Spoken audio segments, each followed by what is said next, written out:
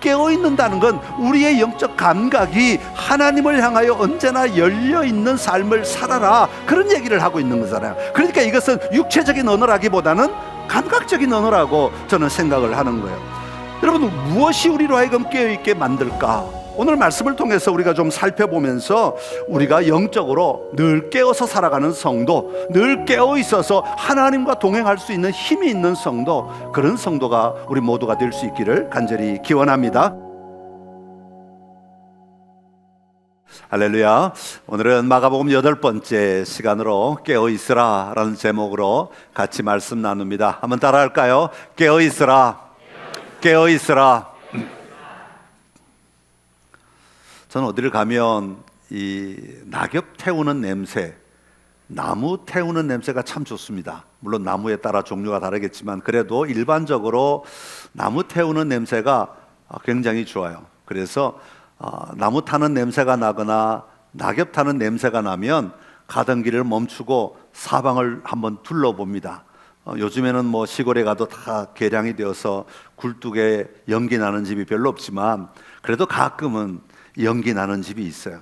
하얀 연기가 몽글몽글 올라오면 저 집에서 나무를 떼는구나 하는 걸 알게 돼요. 나쁜 걸 태우면, 타이어나 이런 걸 태우면 하얀 연기가 안 나오고 시커먼 연기가 나오잖아요. 하얀 연기가 나오는 그 냄새가 참 좋은 것 같아요. 그래서 가던 길을 멈추고 그 냄새를 맡고, 그 냄새를 맡으면 또 얼마나 마음이 평안해지는지 몰라요. 그래서 마음이 평안해지고 내 기분이 참 이렇게 자연스럽게 가라앉는 것을 경험합니다. 그래서 너무 좋으니까, 제가 너무 좋아하니까 겨울에, 한겨울에 우리 성도들이 예배 끝나고 밖에 나가면 너무 춥잖아요. 그래서 밖에 나가서 좀 교제도 하고 서로 인사도 하고 얘기도 좀 나누다가 가면 좋겠는데 밖이 추우니까 막 빨리 차를 타고 가버리시고, 그래서 너무 안타까워서 마당에다가 그 나무 떼는 난로 같은 게 있어요. 밖에서 떼는 거, 캠핑 갈 때 떼우는 거, 큰 걸 하나 사다가 밖에 갖다 놓고, 뚜껑이 있는 거 갖다 놓고 나무를 떼라 그랬어요. 그래서 나무 떼고 예배 끝나고 내려가면 불이 활활 타 있어가지고 사람들이 모여서 좀 손도 째면서 옛날 얘기도 하면서 그렇게 좀 교제하다가 돌아갔으면 좋겠다. 그래서 밖에다가 불을 피운 적이 있어요. 그래서 저는 기대하기, 예배 끝나고 나가면 사람들이 막 옹기종기 모여서 막 불을 쬐면서 서로 기뻐하고 즐거워하고 있을 줄 알았는데 내려가니까 사람들은 없고 교인들은 없고 경찰서에서 와 있더라고. 예배 도중에 불을 피웠는데 그 연기가 이 사방으로 퍼져나가니까 누가 신고를 했던 것 같아요. 불난 거 아니냐고. 그래서 경찰관이 오셔가지고 빨리 불을 끄라고 그래서 정작 써먹지도 못하고 불을 끈 적이 있습니다. 그때 생각이, 어떤 사람에게는 좋은 냄새일 수 있지만 어떤 사람에게는 두려운 냄새일 수도 있겠다. 혹시 그런 나쁜 경험을 한 사람들에게는 두려운 냄새일 수도 있겠다 하는 생각을 하게 되었습니다. 여러분, 우리는 이처럼 냄새를 통해 무엇인가를 인식하며 살아갈 수 있다 하는 거예요. 뭐 음악을 통해서도 마찬가지죠. 특정 음악을 들으면 우리는 그 음악이 나올 때 가졌던 특별한 추억이 있다면 그 추억으로 우리를 바로 옮겨 놔 버리잖아요. 그래서 어른들이 트로트를 좋아하시는 이유가 뭡니까? 우리 젊음을 자꾸 생각하시게 되기 때문에 그래. 70, 80 음악이 아직도 유행하는 이유는 뭡니까? 70, 80 세대가 그 음악을 들으면 젊을 때 그때로 돌아가서 마치 내가 지금 내 나이와 상관없이 마치 대학 때, 고등학교 때 그 젊을 때 노라는 게 아니죠.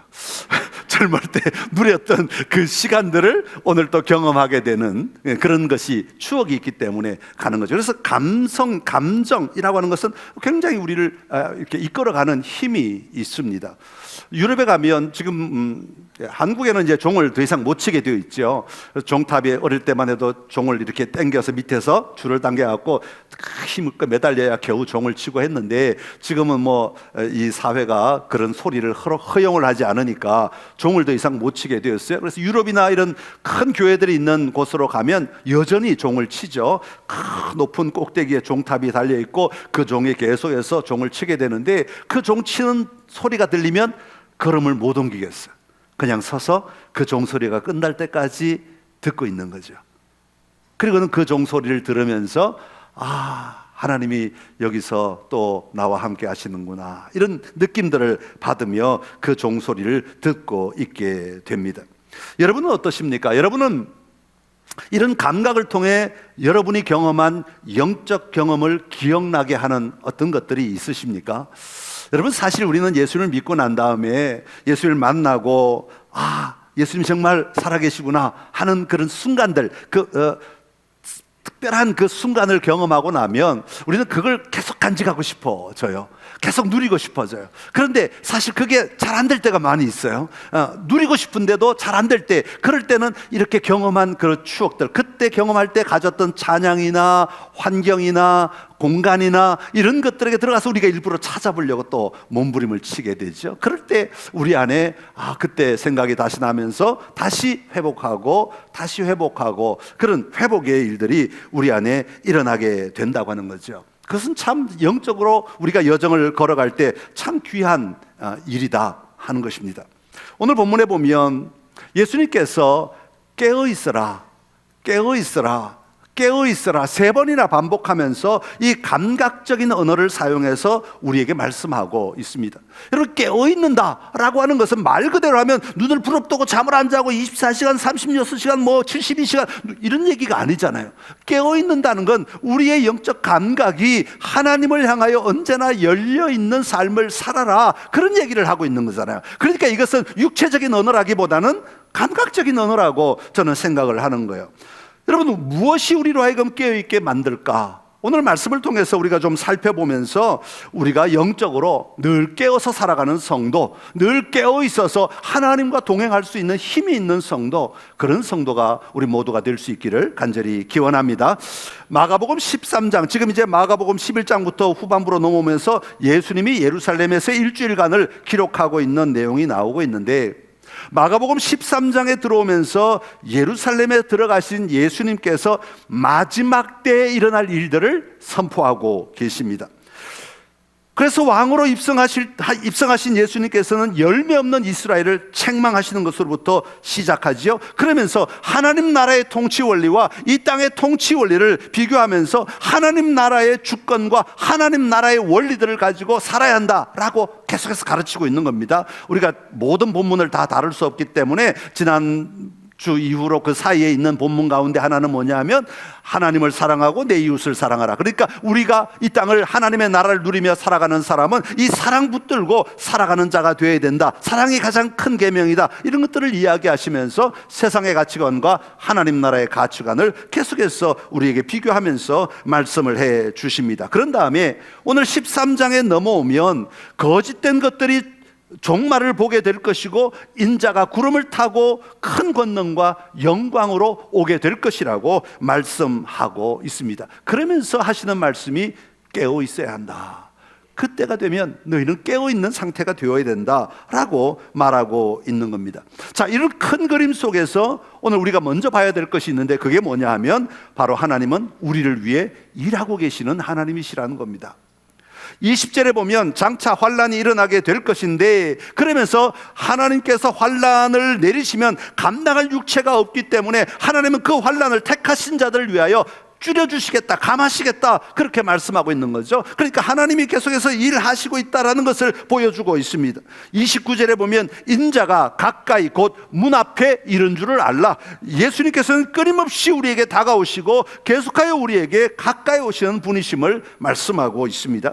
30절에 보면 이 일이 다 일어나리라, 그렇게 분명한 어조로 말씀하십니다. 이것은 그냥 저절로 일어나는 일이 아니라 주님이 오심으로 말미암아 이 모든 일들이 완성이 될 것이고 회복이 될 것이고 온전케 될 것이다 라고 말씀하는 거죠. 31절에 보면 내 말은 없어지지 아니하리라, 그렇게 말씀하십니다. 주님이 하신 말씀을 완전히 이루시는 분이 우리 주님 예수님이시라고 선포하고 있는 겁니다. 그러니까 주님은 지금도 쉬지 않고 우리를 위해 계속해서 일하고 계시는 주님이시라고 말하고 있는 겁니다. 여러분의 삶의 자리에 먼저 지금도 내 삶에 동행하시며 일하고 계시는 주님을 분명히 믿고 만나고 누리며 살아가는 은혜가 여러분에게 먼저 있기를 간절히 기원합니다. 그런데 문제가 하나 있습니다. 하나님께서는 우리를 위해 일하시고 늘 함께 하시지만, 예수님은 우리를 위해 늘 일하시고 우리와 함께 하시지만, 문제는 우리가 종종 그분을 인식하지 못한다는 거죠. 우리가 그분 앞에 나아가지 못한다는 거예요.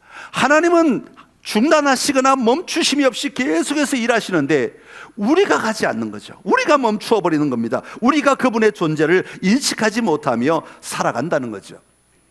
이 말은 우리 삶이 익숙해지면, 우리의 삶의 자리가 습관이 되거나 아니면 그냥 계속해서 생각 없이 움직이는 그런 삶이 되어버리면 오히려 하나님을 온전히 누리지 못하는 그런 상황에 우리가 끌려갈 수 있다고 하는 겁니다. 하나님을 인식하는 것이 무뎌질 때가 있다고 하는 거죠.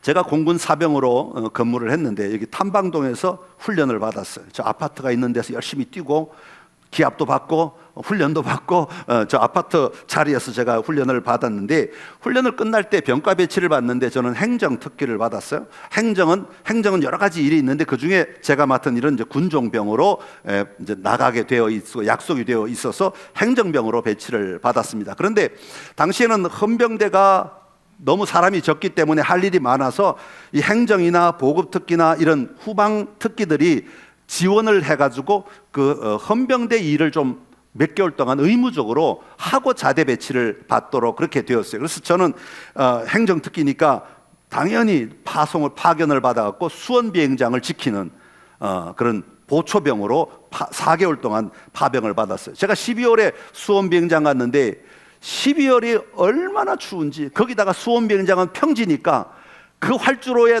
칼바람이 몰아오는데 뭐 진짜 제가 최전방에 있는 것 같더라고요. 저 전방처럼 뭐 이건 말도 안 돼.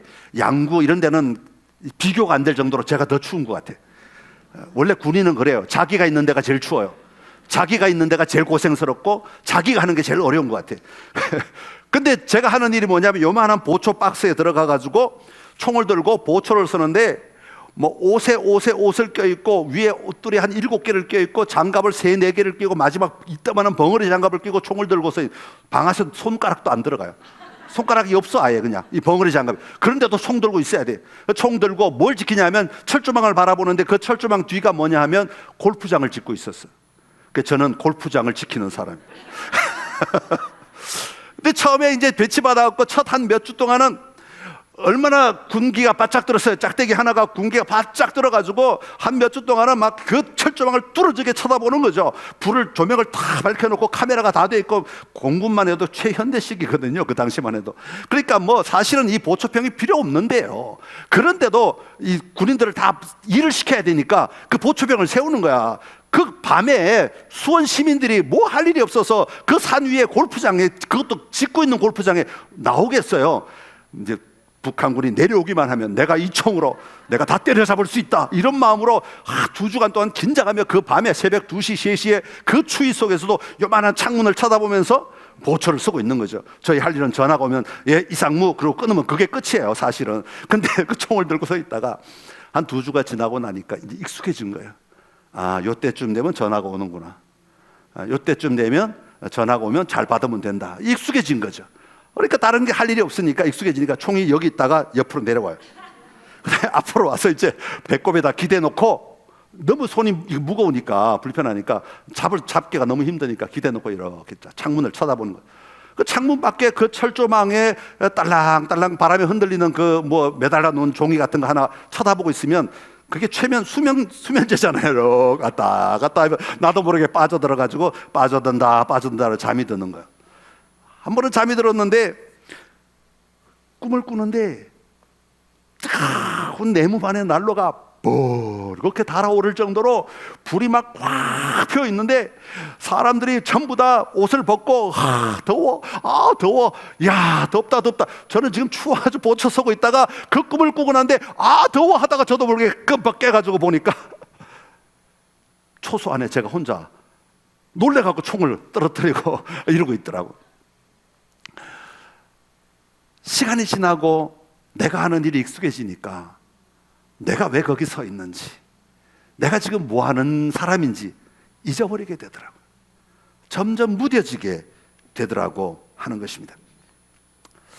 여러분, 우리가 가지는 영적 습관의 가장 큰 문제는 2가지라고 오늘 우리 11장부터는 얘기해요.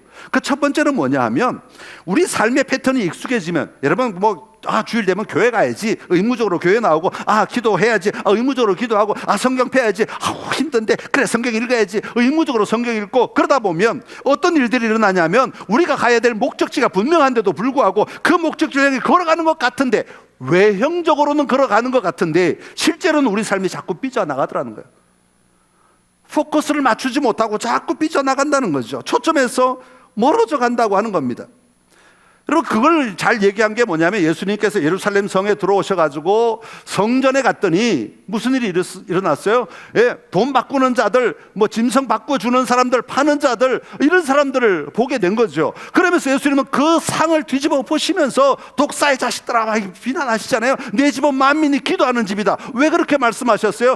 성전이야말로 하나님 앞에 나아가 하나님을 누리고 기도하며 하나님과 교제가 일어나는 곳이어야 하는데, 장사하는 것에 더 초점이 맞춰져 있고 내 돈 버는 것에, 내 이익에 더 빠져 있는 그들을 보고, 너희들 지금 삐져나갔다, 초점을 향하여 보지 못하고 이 성전이 가져야 될 초점을 누리지 못하고 너희들의 신앙은 지금 곁길로 가고 있다라는 것을 예수님이 지적하고 계시는 거예요. 두 번째는 아까 말씀드린 대로 이 몰려오는 잠을 주체하지 못하는 거예요.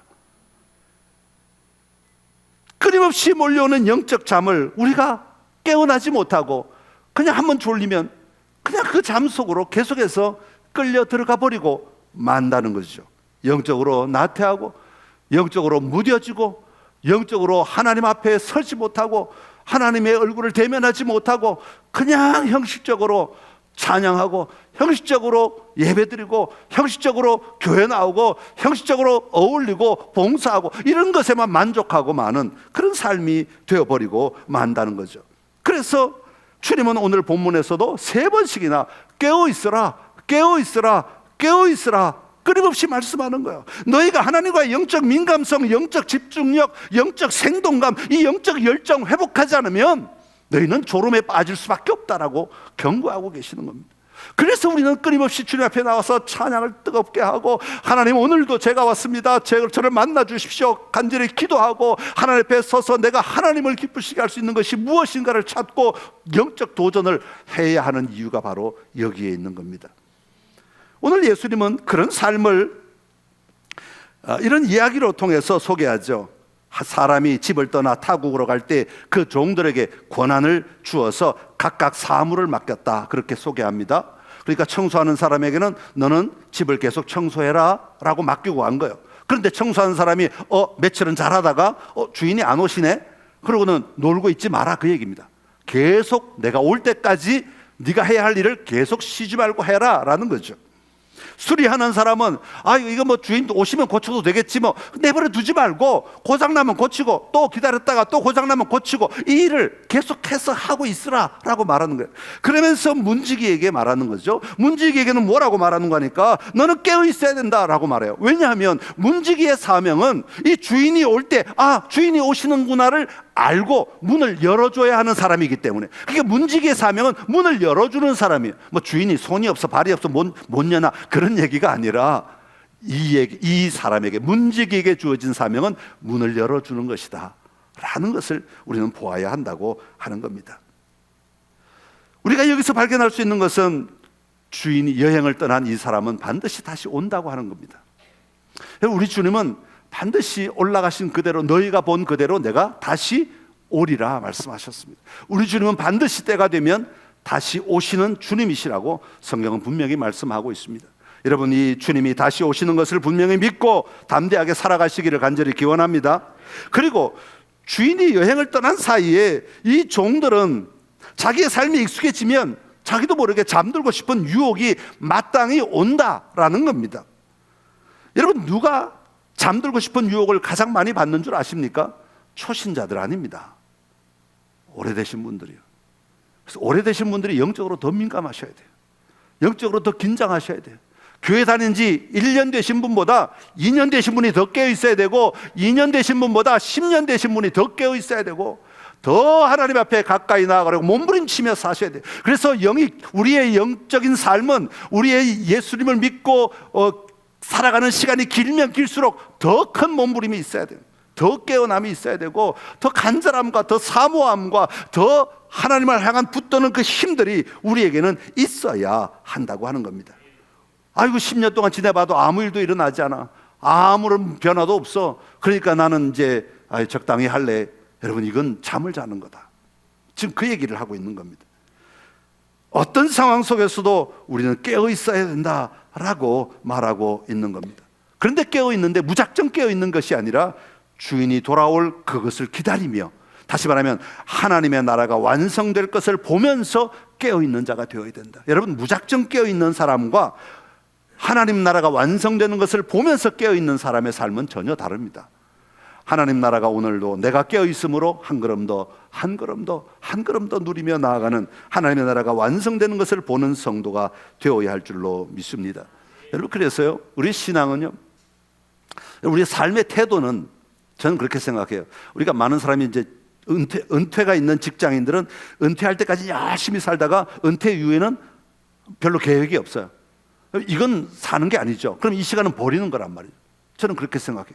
진짜 사는 사람은 태어나서 정말 뭘 배워야 될 때 열심히 배우고, 공부해야 될 때 공부하고, 그리고 일을 할 때 일을 하고, 그리고 일이 끝나면 또 우리가 하나님 안에서 누려야 될 건 누리고, 그러면서 하나님을 맞이하는 것이 우리의 삶의 전부여야 하잖아요. 그런데 우리는 어떤 일정 시간만 내가 열심히 살면 나머지는 적당히 살아도 된다, 그렇게 말한다면 우리는 우리의 인생, 우리에게 주어진 인생을 잘못 살고 있는 사람들인 것이죠.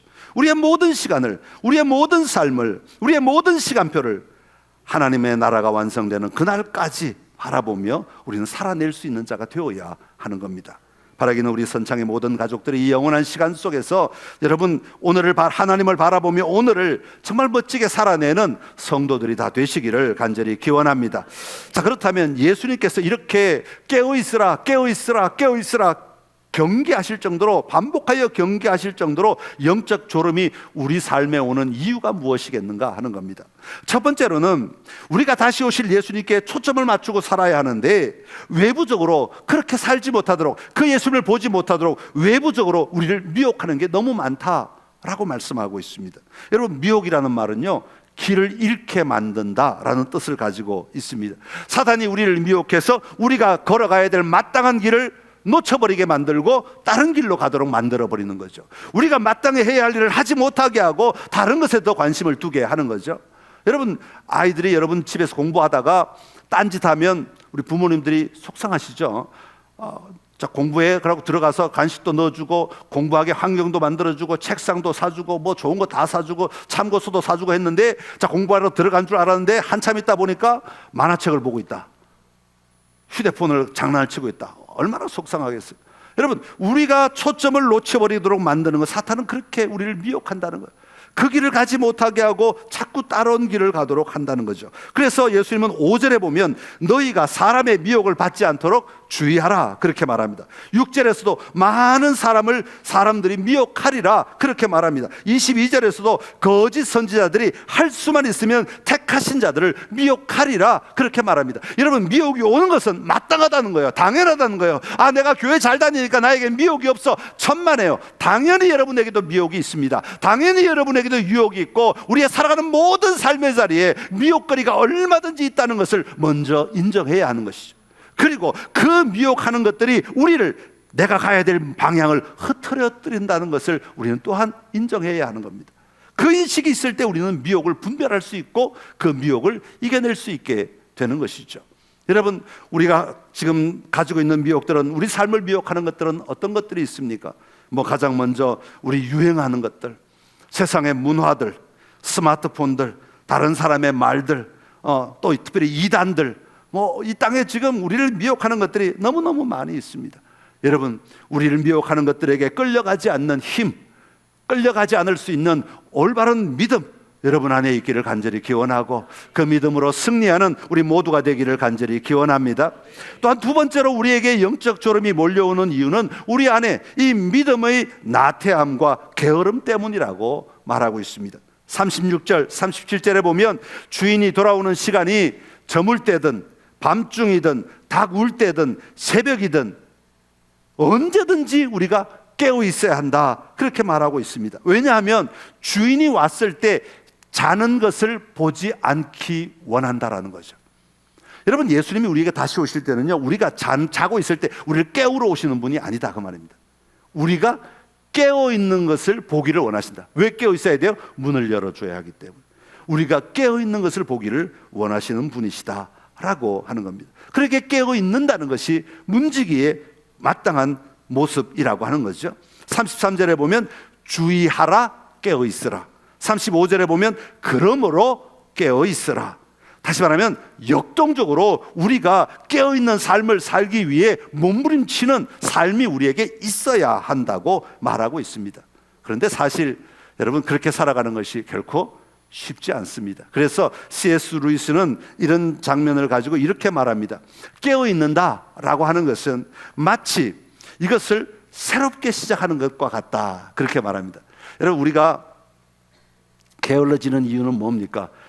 그저께도 했는데, 어제도 했는데, 오늘도 하는데, 내일 또 해야 되면 우리는 자꾸 습관이 들어가면 이게 자꾸 우리를 게을러지게 만들어요. 그런데 어제 시작해서 주님을 기다리며 내가 충실히 살아가다가 저녁이 되고, 내가 정말 이렇게 살았습니다 하고 잠이 들고, 아침에 눈을 뜨면 오늘 내가 다시 이렇게 깨어 살아가겠습니다 라고 말하며 살아가라는 거죠. 날마다 주님이 나를 새롭게 나를 이끌어 가시도록 우리의 삶을 내어드리며 살아갈 때 우리는 이 새롭게 되는 삶을 넉넉히 살아갈 수 있다라고 말씀하고 있습니다. 바라기는 여러분 모두가 영적 게으름이 나를 삼키지 못하도록 날마다 새롭게 깨어있는 삶을 사는 은혜가 있기를 간절히 기원합니다. 그리고 마지막으로 영적 졸음이 몰려오는 이유는 우리 마음 안에 일어나는 두려움과 불안 때문이라고 말합니다. 우리는 미래의 일이 우리를 두렵게 하거나 불안하게 하는 이유가 있는데, 그건 뭐냐면 32절에 보면 그날과 그때는 아무도 모른다 라고 말하기 때문입니다. 모르기 때문에, 우리가 미래에 일어날 일을 알면 사실 두렵지 않아요. 왜냐하면 거기에 맞춰서 대비하면 되니까. 그런데 모른다, 날짜를 모른다 라고 말하고 있기에 우리는 두려움과 불안함이 몰려오는 것은 사실이라고 말합니다. 그러다 보니까 미래보다는 오늘의 초점을 자꾸 맞추어 살아가려고 하니까 우리의 신앙이 자꾸 오늘에만 묶여 살아가는 그런 신앙을 살아갈 수밖에 없다고 하는 거죠. 그럴 때 우리의 영은 자꾸 깨어있지 못하게 되어버린다, 그렇게 말하고 있습니다. 31절에 주님은 이렇게 말씀하십니다. 우리 31절 한번 읽어보겠습니다. 시작. 천지는 없어지겠으나 내 말은 없어지지 아니하리라. 아멘. 세상의 모든 것들이 흔들리고 사라질지라도 하나님의 말씀은 변함없이 신실하며 그 약속은 절대적으로 진리라고 확실하다는 것을 예수님은 계속해서 말씀하고 있습니다. 그러기에 우리가 그 날에 초점을 맞추는 것이 아니라 신실하게 일하시는 예수 그리스도를 온전히 붙들고 살아갈 때 우리는 우리에게 다가오는 이 두려움과 미래에 대한 미지의 세계에 대한 두려움과 염려를 이겨낼 수 있는 힘을 얻게 된다고 말씀하고 있는 겁니다. 사랑하는 성도 여러분, 영적으로 우리를 자꾸 나태하고 무너지게 만드는 이 세상 속에서 주님의 말씀대로 깨어 있으려면 끊임없이 하나님 앞에 나아가야 합니다. 하나님을 누리고 그 하나님과 대화하고 그 하나님을 내 삶의 자리에 이끄시는 분으로 내어드리며 살아가는 삶이 우리에게 있어야 합니다. 또한 우리 자신뿐만 아니라 공동체를 통해서도 그 삶을 함께 누리며 사는 자들이 되어야 합니다. 그럴 때 우리는 깨어있는 삶을 살아낼 수 있게 될 것입니다. 아침마다 새롭게 하시는 그 하나님을 바라보며 오늘도 나를 새롭게 이끌어 주옵소서 기도하며 나아가심으로 여러분의 삶의 자리에 늘 깨어있는 삶, 여러분의 하나님과 늘 누리며 살아가는 삶, 또 하나님의 인도함을 받는 삶이 여러분의 삶의 자리에 충만하기를 간절히 기원합니다. 기도하겠습니다. 참 좋으신 우리 하나님 아버지, 은혜를 감사합니다. 우리가 하나님을 믿고 살아간다고 하지만 우리가 자꾸 영적 잠에 빠질 때가 참 많이 있습니다. 주님이 이런 우리를 긍휼히 여기시고 우리를 붙들어 주시어서 주님을 더 누리며 주님 안에서 소망으로, 주님 안에서 능력으로, 주님 안에서 분명한 표대를 바라보며 달려갈 수 있는 우리 모두가 되게 하여 주시옵소서. 하나님, 우리를 미혹하는 많은 것들이 있음을 우리가 봅니다. 이 미혹 속에서 흔들리지 않게 하시고 담대하게 주님과 함께 이겨나가는 삶, 또 끝까지 견뎌내는 삶, 마침내 문을 열 수 있는 삶이 우리에게 있도록 은혜 베풀어 주시옵소서. 예수님의 이름으로 기도드리옵나이다. 아멘.